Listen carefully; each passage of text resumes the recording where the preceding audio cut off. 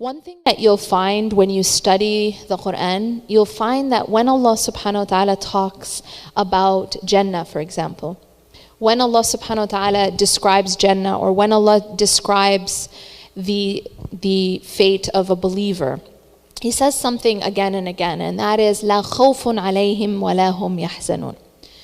And what this statement that is repeated many times in the Quran means is that there will be no fear upon them, nor shall they grieve.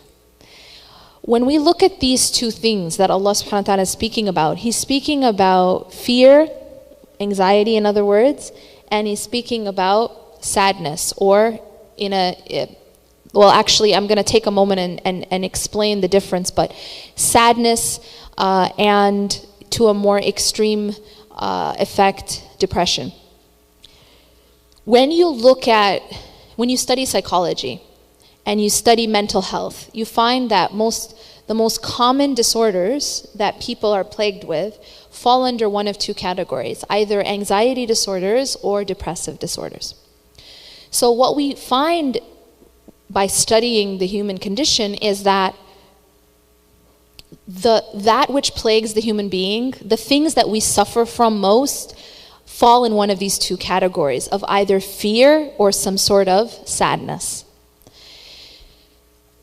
So discussing how to navigate these two things is extremely important. I'll give you an analogy to kind of express the importance. See, you and I, we can't control the weather, right? Can anyone control the weather? It doesn't matter how much money you have. It doesn't matter how much power you have. It doesn't matter what position you have. No one can control the weather. No one can even make it rain or stop raining. You know what I'm saying? Not Trump and not no one, right? No one has the power to control the weather. But we have to do what? We have to learn to cope with the weather. We have to learn to live within that weather. There's one of these famous quotes, which probably you guys have seen on a lot of memes and stuff. And that is, the quote goes like this, right? It's not about waiting for the rain to stop. It's about learning or waiting for something to this extent, but it's about learning to dance in the rain, right? So the idea here is that you can't control what storms come or what storms go, but what you can learn to do is to be able to cope within those storms. And the fact of the matter is that you can never have a place without storms. Every location in the world has some sort of storm or some sort of natural disaster. You know this, right? In some places it's hurricanes, in some places it's earthquakes, in some places it's tsunamis, etc. But there's always some weather that will come, and it's impossible to stop the weather. But what we can do is we can learn to cope, and that's what I want to talk about today. You see, fear and sadness are inevitable. Fear and sadness, some level of fear and sadness are inevitable in this life. In the same way that it's inevitable it's going to rain sometimes. In the same way that it's inevitable that there's going to be wind and that there's going to be storms. We have to be very clear that as human beings, sadness, some level of sadness is normal. It's a normal part of being human, and it's a normal part of going through this life. If a person never felt sadness, then it would mean that perhaps there's something wrong with them, okay? And what do I mean? If somebody goes through their entire life, 25 years, 35 years, 75 years, and never felt sadness, how is that? That means that when they lost members of their family, they never felt sad? That when something happened that hurt them or hurt their children, they never felt sad? That would actually mean that there's something wrong. So to say that we can avoid any kind of human sadness it goes against human nature.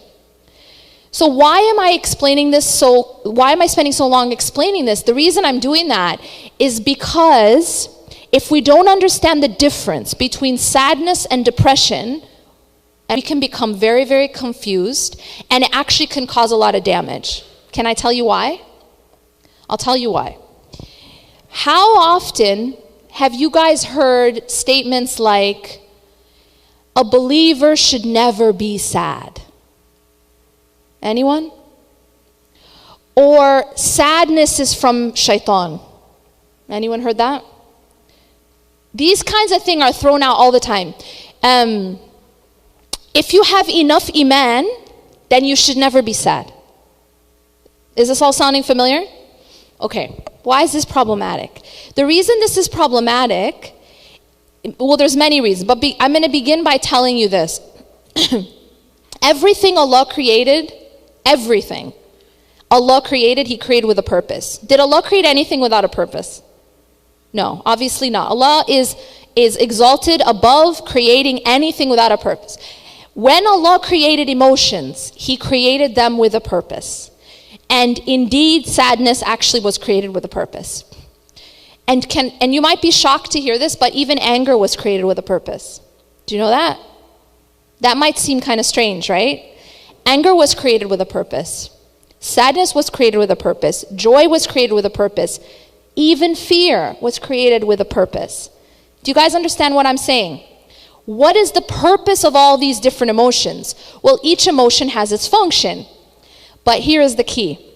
Here is the key. The key is that we have to control and manage these emotions, and we cannot allow these emotions to control and manage us. You understand the difference? I need to control my emotions. That doesn't mean that I need to deny them. It doesn't mean that I need to numb or ignore them. Because numbing and ignoring an emotion completely means you're blocking the purpose that it was meant to fulfill. So the question becomes, well, Yasmin, what would be the purpose of sadness? What would be the purpose of something like pain? What would be the purpose of anger? It seems to me that we should just be able to do away with it. Let me ask you this question when it comes to pain. If a person has a heart condition, meaning there's something significantly wrong with their heart, all right? How will they know? Can anyone answer that question? How does a person know they have a heart problem? They get chest pain. Okay? That's how Allah designed it. That the way that a person knows that they have a problem with their heart is they actually feel chest pain. They feel pain. How do I know that I'm burning my arm on the stove when I don't see it? Pain. Because the pain of being burnt, see, that's that pain that my arm feels is what's alerting me that there's something wrong. So the pain itself serves a function. The pain actually is protecting me because it's telling me I have to take action. And I have to take action in order to change something. Do you get it? But if I numbed it completely, then I wouldn't never move my arm.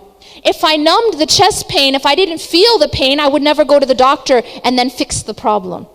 Make sense? I read this news article years ago about a guy. It's very deep. This is actually a true story. It was in the news.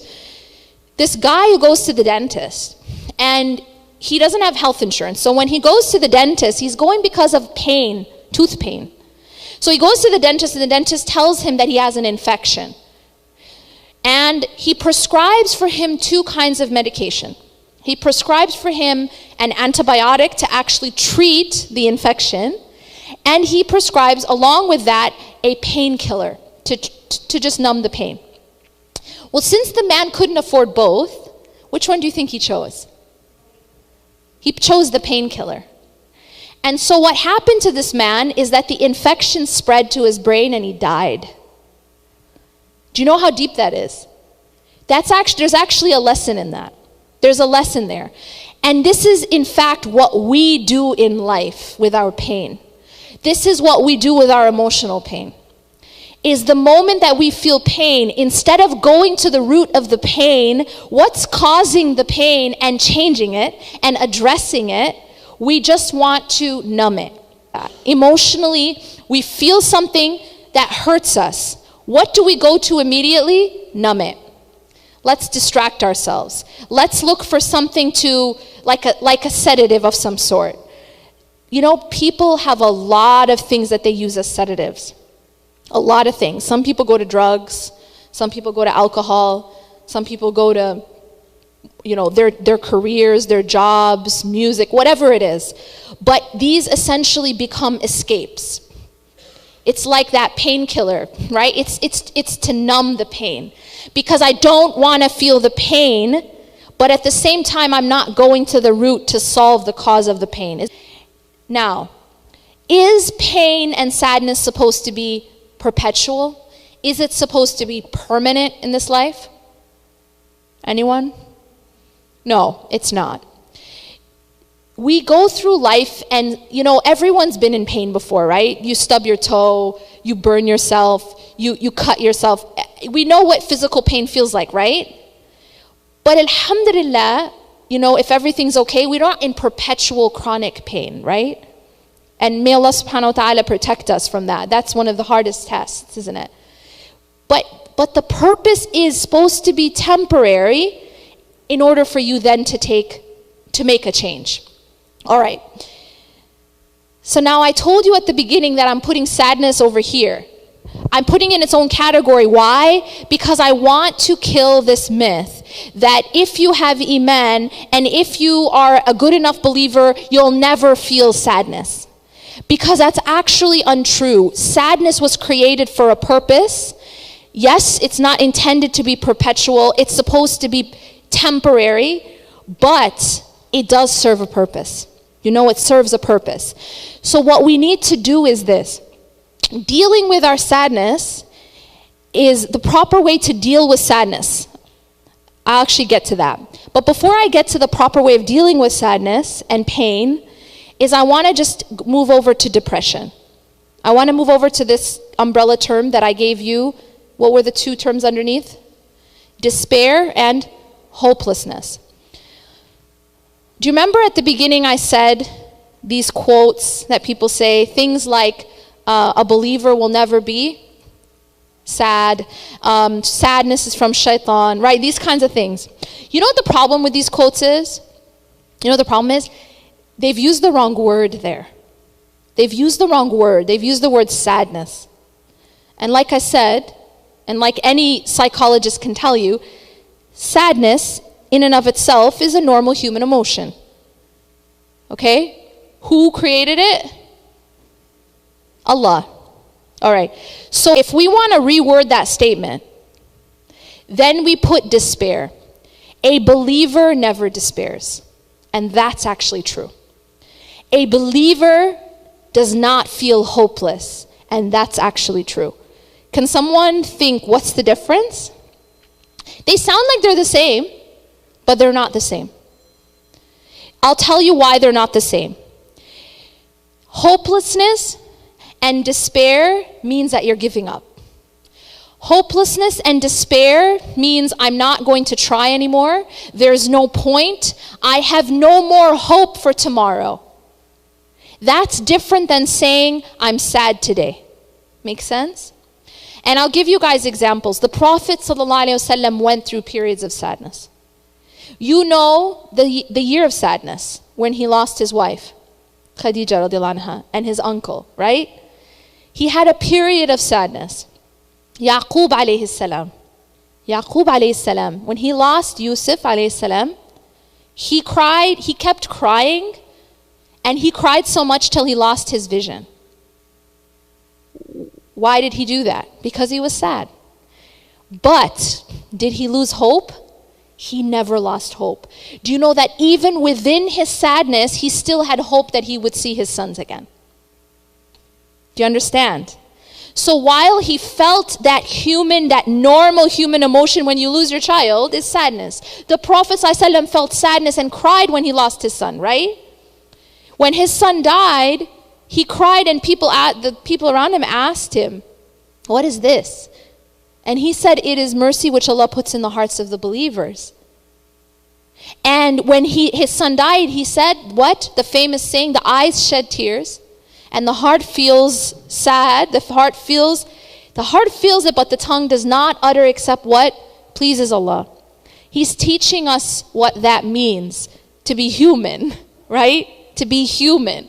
Because if you don't feel sad when you lose your son, then that's not being human, that's being a robot. Islam did not come to make us robots. It did not come to make us lose that soft heart and to lose that compassion. Islam is something that came to actually soften our hearts and to help us to be the best type of human that we can. But the intent is not to make us something other than human. We're not making a bunch of nice robots. You get it? And Allah's not expecting us to become angels either. We're supposed to be human, but be the best human that we can, the best form of human that we can. How do you be the best? And that's what Islam came to teach us. So these prophets who went through sadness, Yaqub alayhi salam, when he says, I complain of my sadness to Allah, he obviously was sad. He's saying, I'm complaining of my sadness only to Allah. And at the same time, what is he? How is he described? What is his state? Allah tells us what? Sabrun jameel. You know these people who think, it's like, I'll give you a scenario. Somebody sees a woman at a funeral and she's crying. What would they say to her? Have sabr, sister. I'm a little confused. You know what I'm saying? I'm a little confused. Where in the world did it say that crying means you don't have sabr? If that were the case, then explain to me, how could a man, Yaqub alayhi salam, who not only has sabr like you and I can have sabr, he has sabrun jameel, meaning like the epitome of sabr, right? And yet he's crying till he loses his vision. You understand? Are you following what I'm saying? So the crying itself is not a negation necessarily of sabr, obviously, because you have the example of sabr right here, and he's crying till he goes blind. That's how much he's crying. Abu Bakr radiallahu anh used to be actually nicknamed Al-Bakka. And Al-Bakka means someone who cries a lot, not just someone who cries. It's like an exaggerated form of the word.